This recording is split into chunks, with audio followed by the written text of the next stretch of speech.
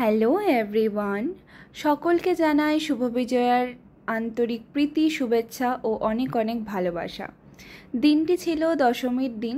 দশমীর দিন দুপুরের পরে আমরা রেডি হয়ে চলে গিয়েছিলাম মাকে সিঁদুর ছোঁয়াতে।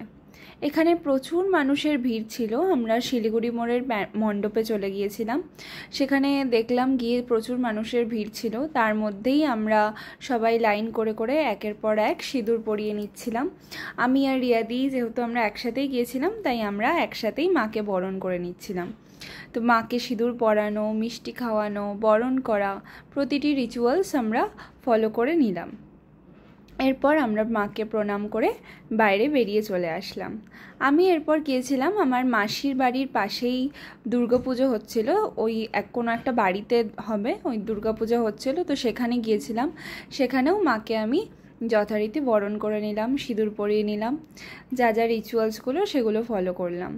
তো সত্যি কথা বলতে মনটা তো একটু খারাপ হয়েই যায়, কারণ পুজোর 4টা দিন বেশ মজা করে কাটে বাঙালির, সব কিছুর থেকে দূরে থাকি আমরা। তো লাস্ট দিনটা একটু হলেও আমাদের মনটা খারাপ হয়ে যায়, যতই আমরা হাসি মুখে থাকি তাও আমাদের মন খারাপ হয়ে যায়।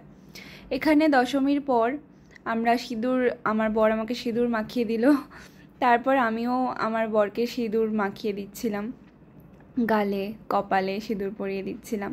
তো এইভাবে আমরা খুনসুটি করছিলাম। আর পরে ভিডিওটিতে দেখলাম যে পেছনে দুজন দাঁড়িয়ে দাঁড়িয়ে আবার ওটা দেখছিল। তো যাই হোক, এটা দেখে একটু হাসি পেল। তো তারপরে আমরা একে অপরের সকলকে সিঁদুর পরিয়ে নিলাম, সিঁদুর মাখিয়ে নিলাম, সিঁদুর খেলা কমপ্লিট হলো।